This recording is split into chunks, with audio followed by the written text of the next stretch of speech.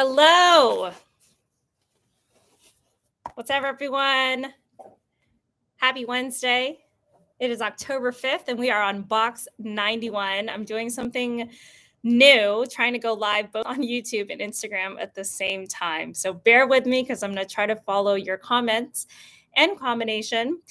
This happens to be our 91st box combination, which I'm very excited about because it has some of Icon and my favorite items. If you guys can hear me all right and you're interested and have questions about what we're what's going to be in the current box, do not hesitate to use that question comment function on Instagram and whatever you do on YouTube. I'm going to do my best to try to follow both. But here's the box. I like to always start with the muscle meat of the month. We've got pork heart. This is a new card. You guys have been wondering why we sort of are going through a little identity crisis. It's because we decided to change our packaging to be glueless. That means there is no sticker or label because that basically renders the bag non-recyclable or compostable, and that's what we're moving towards. So we started putting the cards inside, but we also had some old cards left over. So it sort of looks like we're having a brand identity crisis. But the truth is we're zero waste. And I just hate the thought of throwing good cards and material away because there's a lot of good info in there. And that's why sometimes your cards look different. But this is going to be the muscle meat of the month. We've got a fresh bag of pork heart. If you guys follow our stories, you know, we always share the behind the scenes so you can see us slicing this. Pork heart is one of my favorites. Oh, this is new too. You notice that we have our name right there embedded into the label. That's a little detail that we added not too long ago. If you guys have been with us for a while, you know that we're always trying to add things here and there. But pork heart is the muscle meat of the month. Heart is a muscular organ. For the purposes of fresh feeding, it is considered a muscle and not an organ because it is not a secreting organ. It's one of my favorites because it breaks apart so easily and it's not greasy like the chicken heart because there's very little fat on there. But it's a beautiful treat and it's really, really good for training. If you're going to use this as a training treat, you can put this in your treat pouch and break it up into itty bitty tiny pieces because a little goes a long way. The other great thing about heart is that it's a natural source of taurine. And we love taurine because it's an essential amino acid and also very, very important for healthy heart function. Those dogs that had DCM or dilated cardiomyopathy, there was a big craze, and we won't get into grain-free versus grain food. But what you do need to know is that no matter what, if you have a dog or a cat, very, very important, if you have a cat, you want to make sure that you're getting some sort of taurine into their system. And if you look at the back of your dog food bag or your cat food bag, you're either going to see some sort of heart in there, especially if you're feeding fresh food, or you're going to see a taurine supplement because those are essential amino acids for our animals. The pork heart is a muscle meat. It comes in a 3-ounce bag. Again, one of my favorites because it breaks apart so easily, but also because sometimes when we make our raw meaty bones at home, I like to supplement them with taurine just so that we can be sure we're adding that into the meal. So next up, we have our organ meat, grass-fed beef liver. I think I saw a comment here on Instagram from Jenny. My dogs love the boxes, but they almost literally inhale the treats and chews.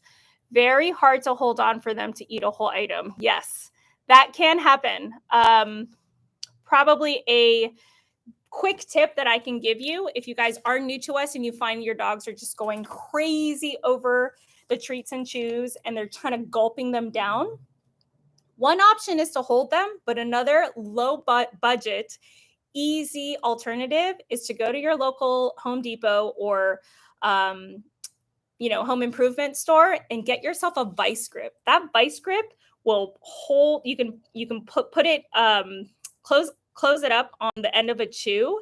So it literally bolts it down because yes, our dogs will eat everything, but they're not going to eat a big piece of metal. So get that vice grip and clamp it down onto the chew, and that will keep them from swallowing the whole thing at once. Okay, next up we have grass-fed beef liver. Oh, we've got Raw Feeding 101 on our YouTube live. Hi, Scott. How are you? Long time no see. Scott says, I haven't tried Real Dog Box in a long time. I need to put an order in and make a video. Yes, you do. And I need to send you our nutrition course. You tuned in our last live, and I forgot to follow up with you on that. So grass-fed beef liver is next. Something that you guys may not know about us is about 2 years ago, we switched entirely to grass-fed beef liver. Any beef liver that comes into our kitchen is always grass-fed because it is nutritionally superior to its grain-fed counterpart. And most importantly, it's higher in omega-3s.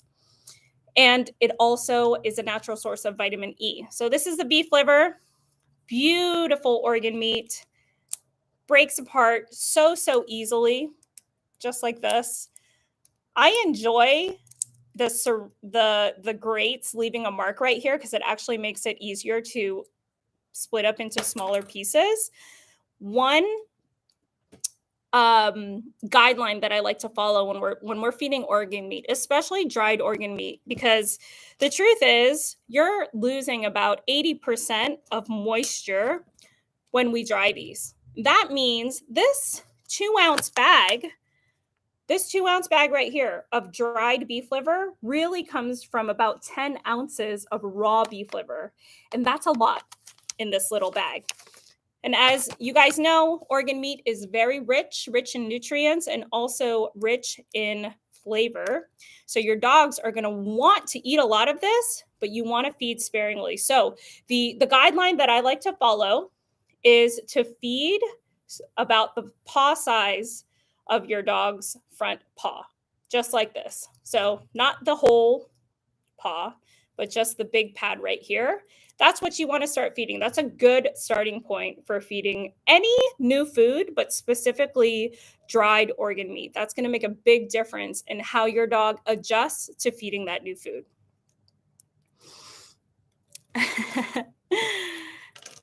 Why raw? You can't see it. Hi, Naz. Not sure. I'm trying to follow your message. But yes. Oh, good point. Scott says you don't want to feed too much vitamin A either. And that is true. There are concerns about vitamin A toxicity, not often when it comes to fresh food, but it can happen, especially with synthetics. So you want to go easy on the liver. But if you can, try to get grass-fed. And if it's a different type of animal, then make sure you look at the way that that animal is raised. So next up, we have our seafood of the month. We have capelin. Gorgeous capelin. Capelin is actually a type of smelt. We had smelt in our box last month. And that's a favorite for a lot of dogs, especially if they're sharing the home with a feline friend. But for some reason or another, even though capelin is also from the smelt family, they're a little bit bigger. The smaller whole lake smelt is about half the size. A lot of dogs seem to prefer the capelin to the smelt. Nutritionally, it's very close in terms of how much omega-3s that they're carrying. They are considered small, oily fish. But I think texture-wise, we find that a lot of dogs tend to really like the capelin. This is a food that is high value that you can use certainly for training, but this is something that I recommend adding as a meal topper. Whether you're a fresh food feeder or a kibble feeder, this is a really great addition. Again, we have the marks from the grates, which actually makes it a little bit easier to break apart. And you can see, yes, fish do have bones. I think I saw a comment here. They do absolutely have bones, but they are smaller fish. So they tend to break down very easily. And it's not a concern of ours of really those bones getting stuck in your dog's throat. Whether or not your dog is raw fed and they have a super acidic stomach is irrelevant because they are most likely to break it down. But if you are concerned, you can always rehydrate our treats in hot water. I saw a really good question here. How much liver would be a good amount to feed daily? From V. Well, I can do a very rough calculation for you, but I would say on the conservative end, you want to calculate 2% of your dog's adult body weight, followed by 5% of that total amount. And that's in its raw form. So I'm talking very general and round numbers here, but you can also shoot me a message or a text and we'd be happy to help you figure out what that amount is. Do fish also lose 80% water? Yes, they do. And in some cases, 90% because they're made of mostly water. We do see a lower yield when it comes to fresh fish, but we tend to use oily fish. So it's not just the water that's lost. The nice thing is that the oil remains. And what you'll even see, maybe this card shows a little bit of it. Sometimes we'll see some oily residue on the cards. And it might not be beautiful or easy on the eyes, but that's a great sign because that means that we're keeping as much of that oil inside of this bag as we can. Great questions. I'm eyeballing those cow ears. Yes, don't you worry. We're getting to the cow ears soon. Anna says, hi, Ruby. Can members order extra treat bags to a box, like a treat and chew box? Yes, you absolutely can. If you have the wellness membership and there was an item that you just loved from the last box, last month, what did we have? What was our muscle meat? We had green tripe. We had grass-fed green tripe, and that is a big favorite for a lot of people, especially raw feeders, because they like to add that in. But it's a good one for picky dogs because a lot of dogs who don't want to eat their food, we find that we put that green tripe on top, and it's like green crack is what we'd like to call it. But if you have a membership, you can certainly text us and say, hey, Ruby, I loved the green tripe last month. Can I add an extra bag? And if we have it in inventory, we would be happy to add it to your next order. Good question. That was the other one about water. Oh, Scott, someone on YouTube was asking more questions about how much liver treats you have to feed as treats for it to be vitamin A toxicity. And I'm so glad he's here because now he's able to answer those questions for me. But it would be a whole lot. All right, what should we do next? We've got our heavy chew, we've got our light chew, we've got our medium, our super, and our meatballs. We've got a good 1, 2, 3, 4, 5 items left. Let's do the heavy chew, since that's what Scott was eyeing. So cow ear is the heavy chew of the month. If you guys are new to us, we've got a light, medium, and heavy option. And cow ears is one of my favorites. Let me open this up and show it to you. 3 ears to a bag. And just look at this beautiful, beautiful fur on ear. Isn't that gorgeous? I love this one a lot because the fur is a natural source of fiber. I know a lot of people are a little freaked out about this, but you're only freaked out because our culture has trained you to be scared of what real food looks like. But we are not afraid of that here. So you're going to see real stuff in your boxes. So the fur is exactly what the cow ear looks like naturally. If you've seen a white, you know what? I think I have one here.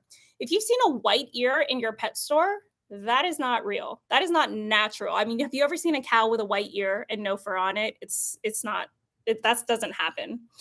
And the way that they remove that hair is by using typically a food grade lye. Lye is also what they use to break down bodies. If you've ever seen like those mafia movies when they try to get rid of those bodies, they do use lye for that. But there is something called food grade lye, if you will, and it's supposed to be a little safer. It's diluted with a lot of water. And what that does is allow them to take this hair off. And honestly, for our dogs, there's no real reason to do that. We like to keep the fur on because fiber will help fermentation in the gut. And that's what happens when we talk about prebiotics and probiotics at this event that I was at the spa in Newport Beach, which was awesome. I need to call Carrie and thank her because it was such an amazing event. So many awesome people there. But we talked a lot about the gut microbiome imbalances or dysbiosis, which can lead to behavioral issues in our dogs, believe it or not. But we talked about why prebiotics are so important because they feed the native bacteria in our dog's gut. Prebiotics feed probiotics, which essentially means if you're feeding a bacterial culture like beneficial bacteria from another mammal to your dog, the prebiotics are going to help those grow in your dog's gut, but it doesn't help the native bacteria grow. So we at length spoke about how it's much more beneficial to help your dog develop their own natural gut flora. And you can do that with things like fur, because the fur becomes fermentable in that large intestine, and it will help with a multitude of things, including digestion, sometimes constipation, or the reverse. If your dogs have diarrhea, some of us will go and reach for that pumpkin, or we'll reach for the slippery elm, but another great option is going to be a fur on chew. This is technically considered a heavy chew, and I would say it's quite tough. It's a good one. Icon loves the fur on chews. As you guys saw in our stories earlier this week, we did feed him his lamb head. He was so excited about it and very tired afterwards. All right, so those are the first 4 in this current box. We got our pork heart, our grass-fed beef liver, our capelin. Capelin is one of the few items that is not U.S. source, guys. I want to be transparent about that. We do as much as we can from the U.S., but sometimes those international waters carve out lines in different countries. So technically our capelin is Canada sourced. Our cow ears are US sourced. They are from Central Valley, California. Very good friend of mine who runs that slaughterhouse actually was the one that hooked me up with these cow ears.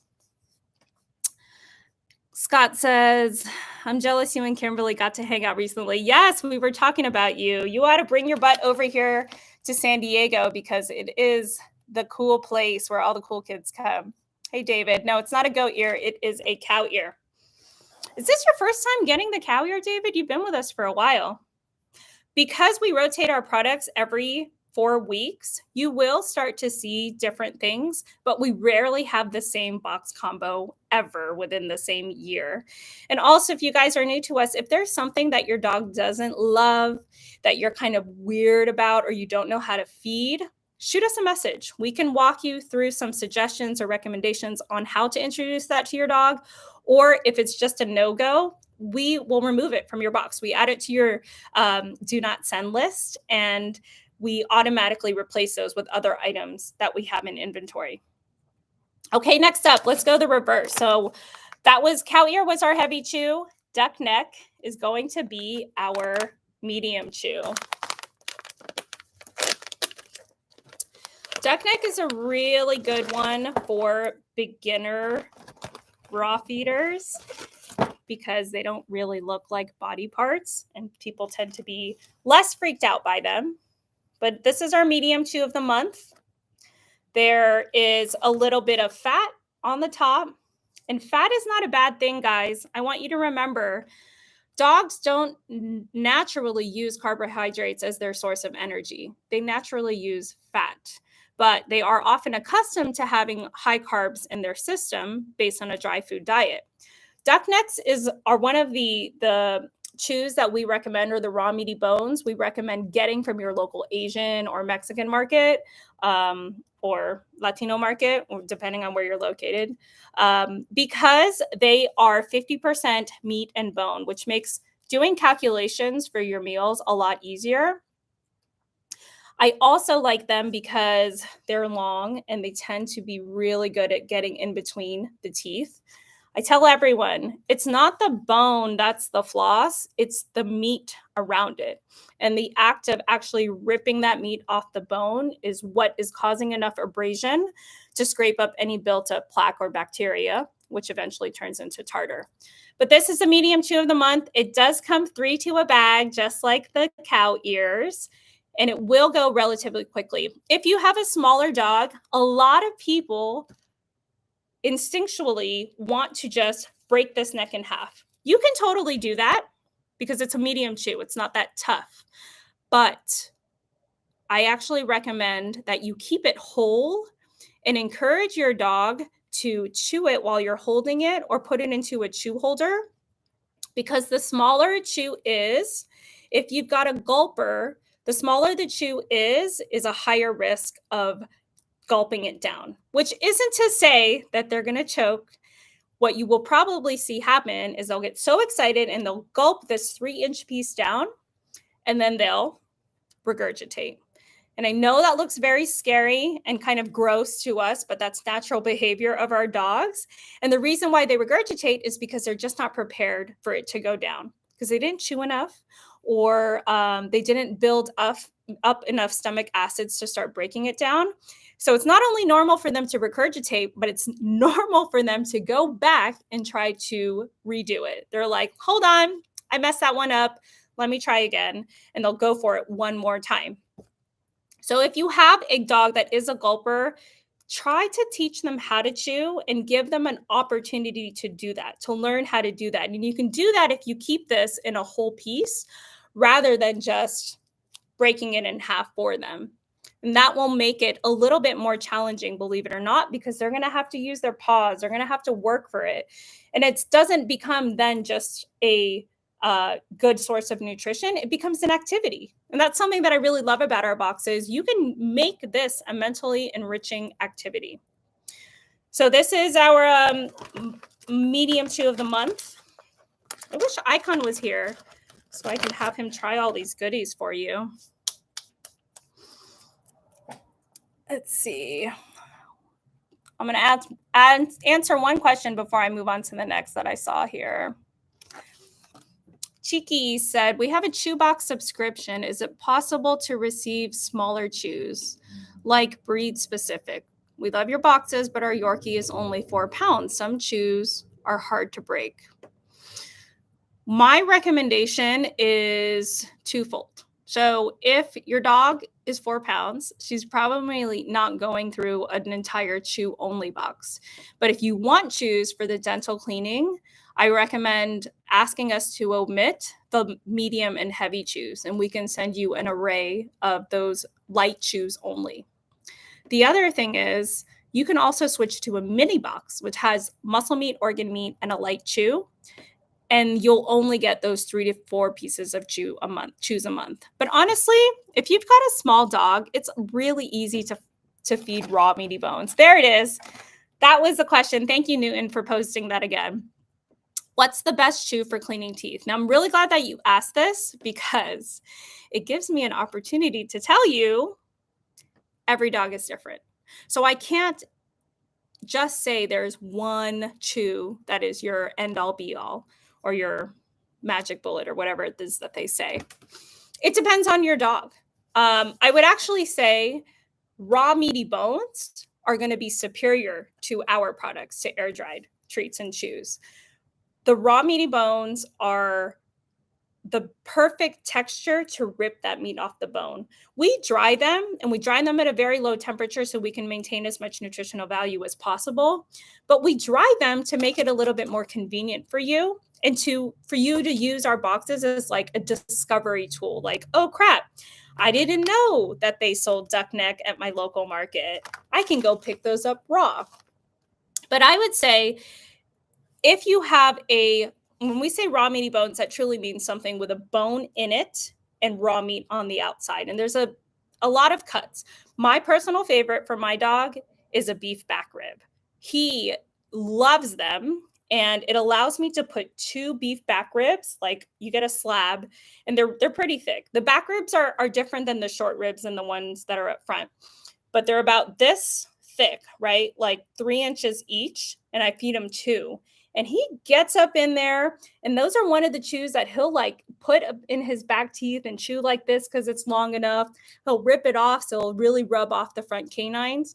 When people are having trouble with those front canines, and there's a lot of like yellowish and even some tartar buildup, I do tend to recommend ribs. If not beef back ribs, then pork ribs. And the beef back ribs, those are recreational. That means that bone is not going to be consumed all the way.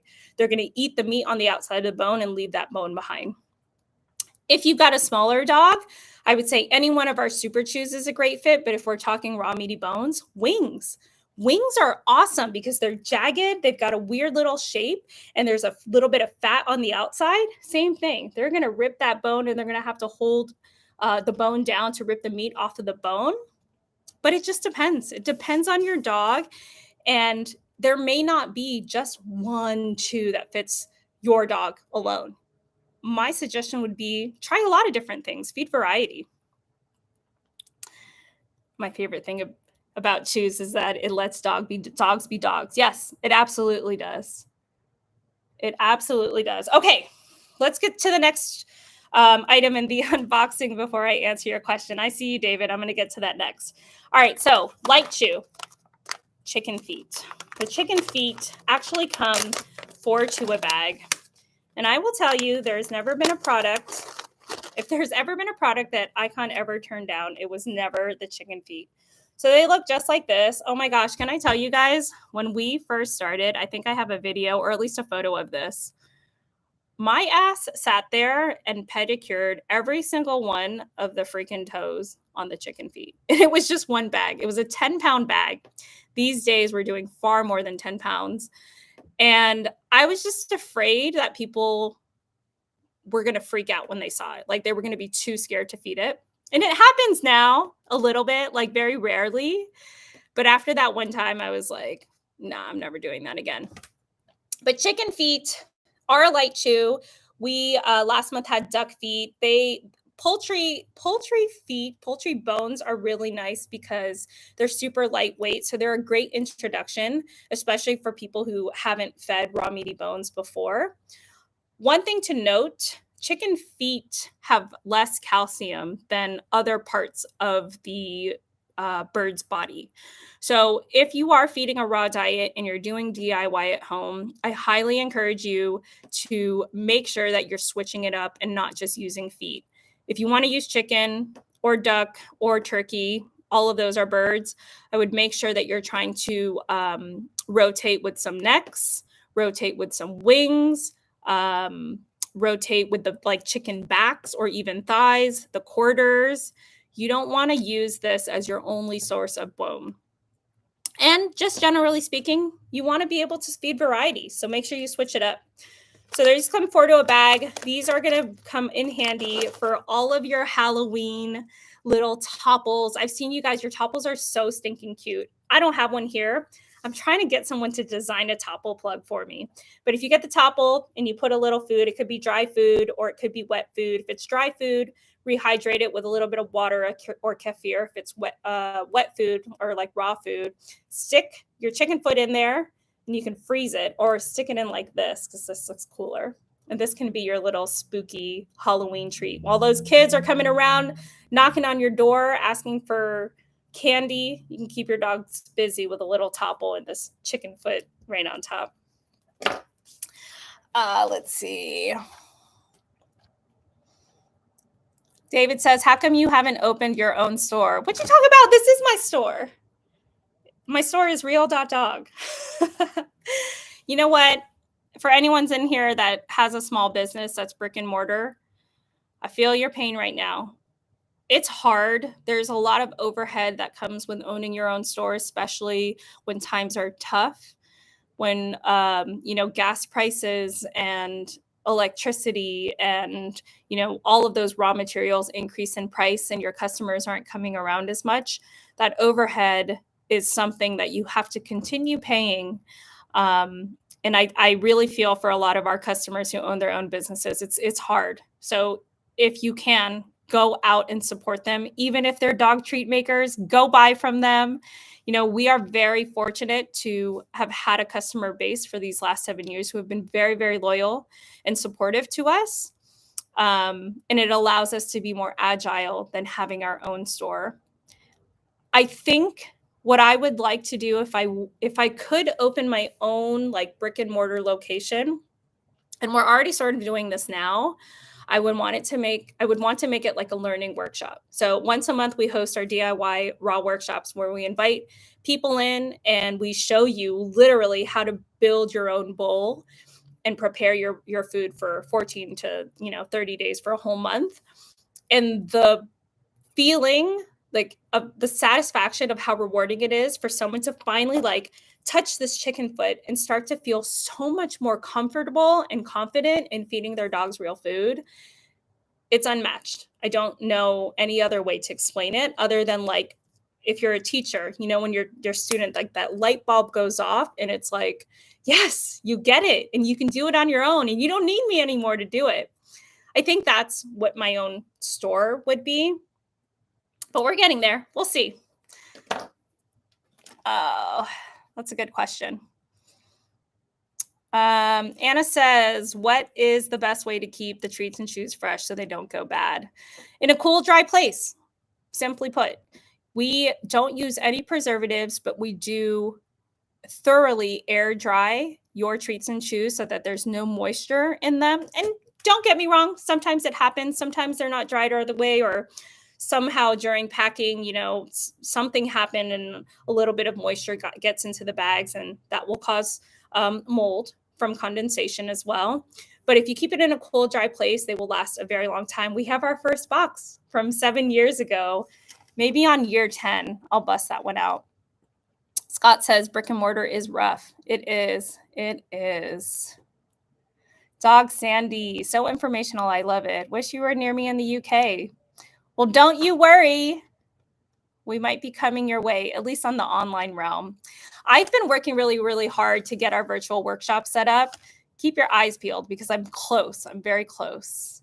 V says, is there any way to save this live? Very informative. Yes, I will save it. Okay. I see another question, but I'm going to get to the next item in box 91. All right. So for our treats and chews, we're now on our add-on. So Pig Trotter is our super chew of the month. This is a big ass chew. Okay. This is probably the biggest chew that we have. The scapula is large in size, but this is like a hefty mofo. Each of these weighs about a pound before drying.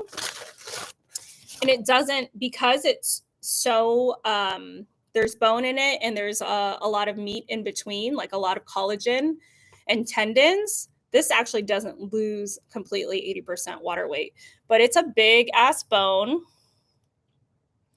You guys have certainly seen pig feet in your local store because you know what they make from pig feet?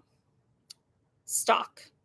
This is what you find in bone broth. This is actually key to a really good gelatinous, like jiggly bone broth. You have to put feet in there because the collagen that drips right out of these tendons is amazing.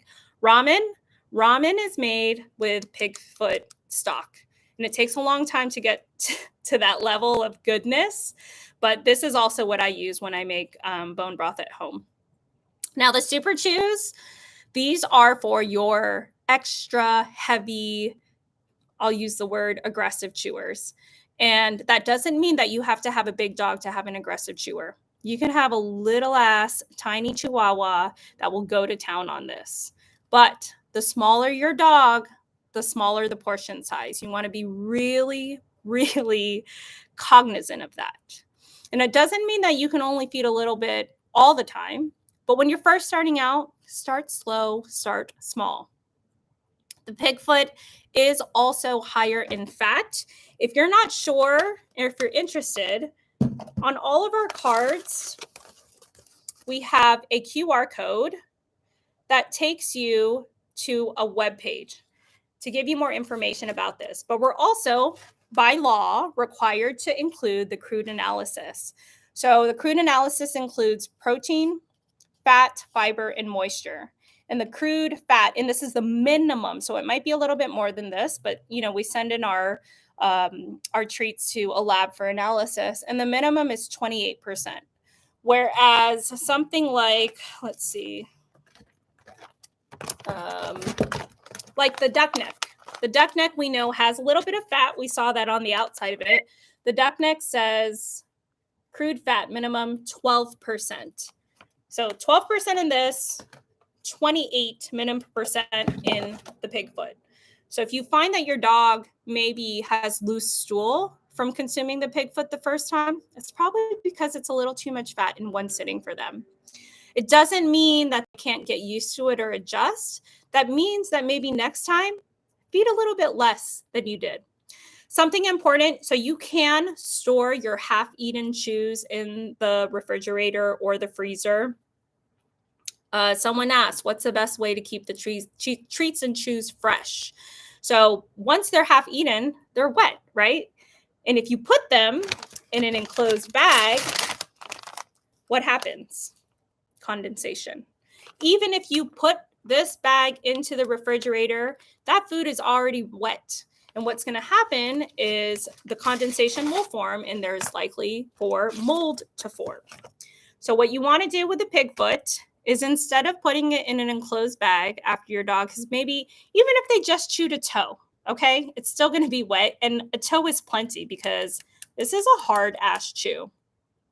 If they just chewed a little bit, what you want to do is wrap it in parchment paper. You can use paper towel, but sometimes that sticks. Parchment paper or even foil, and you don't want to close it up. You just want to sort of wrap it in it so you don't have to touch it.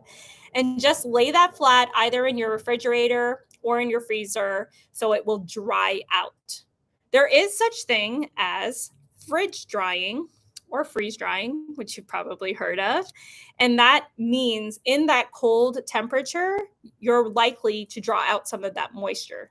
So I like to put the half-eaten chews in the freezer just because they can be kind of stinky. And I go into my fridge far more frequently than I do my freezer. So that's something that I'm going to want to grab only when I need it. So I put it in my freezer, and this is something that you can feed, refreeze several times over the course of the month, especially if you have a smaller dog. So that is our super chew of the month. Okay, a couple more questions before we get to our last item. Are light chews typically feet, like rabbit feet, duck feet, chicken feet? Yes, they are. We have tested a few other items like beef aorta. That's not a foot. And that is the body part that connects the heart to the rest of the arteries. We had steer pizzle for the longest time, but okay, I'll tell you guys, this is just like meat industry news. Something happened during the recession where, well, it was actually at the onset of COVID. So there's a bunch of labor shortages, and they said there are a few body parts that the American economy does not frequent, which included pizzles. And so they were looking for a market to buy up some of that pizzle or not produce it at all. And this goes for both the steer and the bull pizzle. Steers are also male cattle that have been castrated at a younger age, where bulls are typically kept intact, and they also use them for reproduction, and they typically have penises much larger as in 3 to 5 times the size, both in girth and length. I know, the fun fact that you were just waiting to hear tonight. But what happened towards the end of 2021 is a lot of companies bought futures on meat. Buying futures just basically means you buy product ahead of time. And a lot of meat producers are looking for people to do that so they can get that money up front and stay in business because, as you know, times have been really, really hard, not just with COVID, but for other labor shortage reasons. So this whole year, I haven't been able to find any steer penises. And finally, a friend of a friend of a friend who's also in the meat industry outside of US shared that they bought all the steer penises from America. And that's why we haven't been able to get it. We are one of the biggest buyers and producers. I think we're the biggest air-dried manufacturer dog treat manufacturer in North America. So a lot of times I will order stuff in and break it off for other smaller dog treat companies because we have that buying power, but that is something that I haven't been able to do all year. Okay, but to answer your question, steer pizzle, beef aorta are the other light chews. I am hopefully getting lamb ears into test very, very soon, and that could be a new light chew in the box. We used to have lamb ear for a long time, and it was actually a medium chew. But since we started expanding our selection a little bit, we lost the lamb ears, and I decided that since we're getting it back, I think we should test it as a light chew. Is this longer lasting than the rolled cow skin? You're probably talking about the pig foot. It depends on the dog, honestly. I would say it's right up there. It's as long lasting as the rolled cow skin, maybe a little bit less. It does have bone in it, and a lot of dogs will leave the bone behind and just chew around it, but it just depends on the dog. My dog gets through the rolled cow skin so quick. He kills me. Nothing lasts long enough for him except for privates and topples. Well, you can try freezing the chews and see if that works. Okay. Scott says, one of the only type of YouTube channels where pizzles isn't an inappropriate topic. And it's so funny because he had to put it with the asterisk. He couldn't spell the whole word out. It probably would have gotten flagged. All right, last but not least, I'm gonna get a drink of water before I get here. Last but not least, our meatballs of the month. So far, you've seen the 6 items of our box in every treat and chew box: muscle, organ, seafood, light, medium, heavy chew. And then the 2 add-ons, which you can now also get as single products, are our super chews and our beef and our meatballs. What that means as single products is you can literally just get a subscription to 1 super chew or 5 super chews every month. And that tends to work really, really well for people that have strong chewers. You can also get a subscription to our meatballs. It's just $10 a month. Our meatball recipe is made from our Ancestral diet, which we have recently coined and trademarked. And the Ancestral diet comes with a few things: lean muscle meat, your 2 secreting organs, your liver, always grass-fed beef liver in these, and either pork kidney or lamb spleen or beef spleen. Those are the first 3. You got your bone source. Sometimes we use duck necks. Other times we'll use poultry feet. You've got your wild, small, oily fish. Sometimes we use anchovies. Other times we'll use salmon. And then lastly, fur as a source of fiber. A lot of people will feed fiber from vegetables because they don't have access to fiber from fur. But since I got you, you'll always have some fur. So here's our beef meatball cards. Again, there's a QR code. Sometimes we do have to change up the recipe last minute. So if your dog does have an intolerance, if you go to this code, you'll see the most current recipe of the batch that you have received in your current box. You can always text us as well. But for the most part, because it's such a small amount of any item, including, for example, sometimes we will use chicken feet.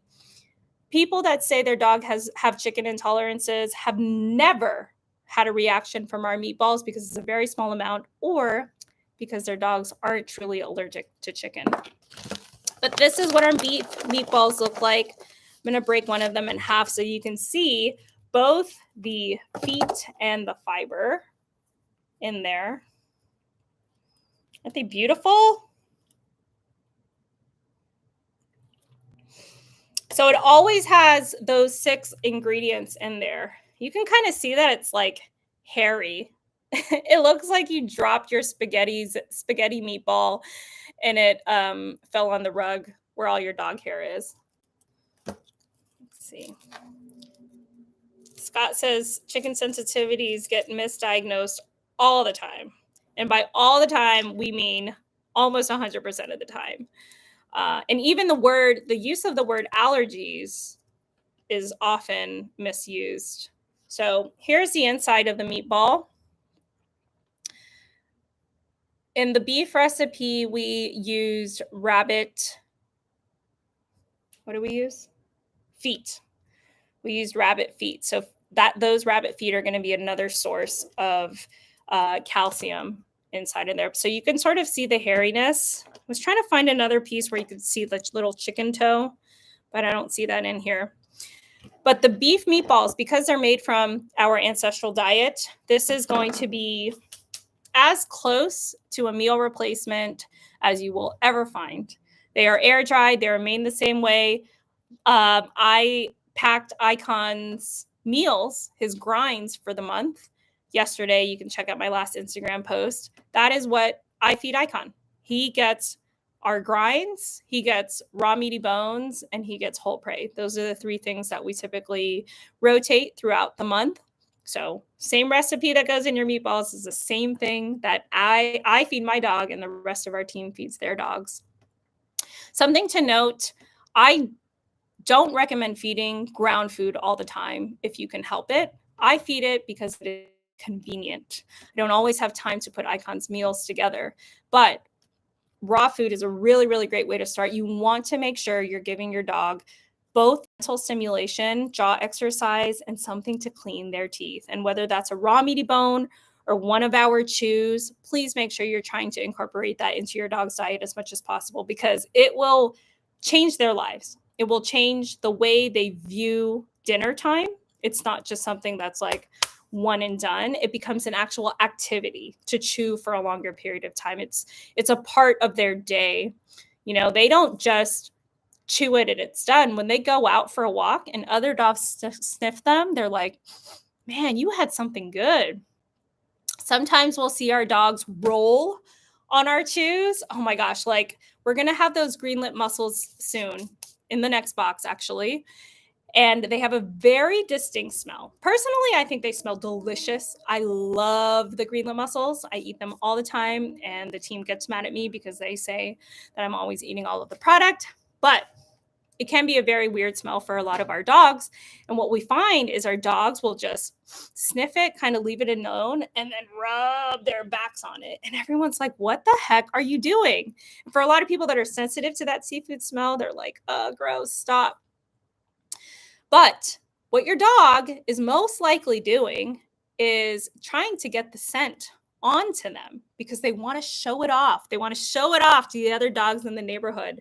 Look at this high value item. And it could be high value because it's highly nutritious, or it could be high value because it stinks, or high value because it's something that they've never seen before, something very unique. And sometimes they won't eat it right away. They'll just rub their bodies on it so they can go out to the neighborhood and sort of flaunt, my mom got the good stuff. Yes, stinky equals puppy perfume. I don't know why they do that. Anyway, so just a few tidbits of information. You can certainly rehydrate your meatballs in hot water if you want to use them as a meal replacement. This 8-ounce bag of meatballs comes from about 24 ounces of raw food. So keep that in mind, depending on how much you guys are feeding. That's about 1.5 pounds of raw food. For Icon, he's 150 pounds. He eats closer to 2 pounds of food a day. He's not very active, especially right now in the summertime. But this is just barely enough for one meal. Now, for a dog that's half his size, this could probably be perfect. And you could probably make a meal and a half from this. Oh, look, I found a little nail. I like to do the rough grind on the meatballs because you actually get to see like different pieces of stuff in. It's a little chicken foot. And this gives me comfort. I kind of get freaked out when I see raw, ground food, even if it's, mixed up and you're like, I can't recognize any of these body parts. It gives me comfort to know, to look at the ingredients and be like, oh yeah, I see the rabbit foot. Oh, I see the chicken toe. Oh man. Scott says, if you want to know more about why dogs like stinky stuff and more, listen to the book, How Dogs Work. Oh, awesome recommendation. Thank you. If you guys don't know Scott Marshall, he is known under Raw Feeding 101. He's got a phenomenal YouTube channel and a great Facebook group. I have never been able to put a Facebook group together. I don't know if I don't have the time or if my community just isn't into it, but I commend you for putting that group together because you've got a lot of people in a very, very engaged group. Lauren says, when I give my dogs their Real Dog Box GLM powder, I think it smells so good, but feel weird that I think it smells good. No. Yes, I am right there with you. I'm like, can I put this on my food too? If I hydrate the treats and chews in hot water, how long are they good for to feed? I would only rehydrate what you are going to feed that day and evening, because essentially what you're doing when you're rehydrating is you're bringing it back to its original raw form. And so drying is a natural method of preservation. We have replicated the ancient method of sun drying. People have been doing it for thousands of years. Sun-dried tomatoes, yeah, they come in cans and jars and shit now, but they didn't used to. They would literally sun-dry them on the roofs of their houses. And that's what they would use to preserve their food, because they couldn't, everything that they harvested couldn't be kept, throughout the winter. They had to feed themselves, so they started drying their food. But once you wet it, you are now putting it in its original form, and it will lose its shelf life. So if you might imagine, you would treat it like raw food. So for example, if you rehydrated this piece of pork heart, you probably don't eat pork heart, but say you eat chicken, treat this like a raw piece of chicken. It might last you about 3 days in your refrigerator, so you want to make sure you feed it before then.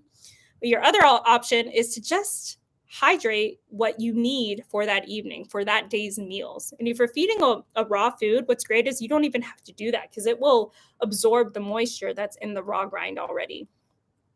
Great questions. Wow, this was really fun going live both on YouTube and Instagram. I'm going to have to do this every time we have an unboxing. El Mágico Mundo says, I greet you from Peru. Hi, welcome. And almost goodbye. So this is our box. Thank you guys again for joining me for this month's unboxing. Just to do a quick recap, we got our beef meatballs. We got our pig trotter. We have our fur on cow ears. That's going to be a favorite this month. Duck neck for our medium chew. Chicken feet for our light chew. We've got capelin, whole fish for our seafood. Grass-fed beef liver for our organ. And then pork heart for our muscle meat. Really, really great things. Our boxes are designed to complement any diet, any budget, but really any diet. It doesn't matter what you're feeding. I just want you guys to really think about feeding variety. And if you can use our boxes to accomplish that, you are 10 steps ahead of the game. I promise you. All right. Thank you guys so much for joining in this evening. We are going to do an AMA later this week. Once you guys start getting your boxes, I would love to hear what your favorites are. Y'all have a good rest of your week, and I will catch you later.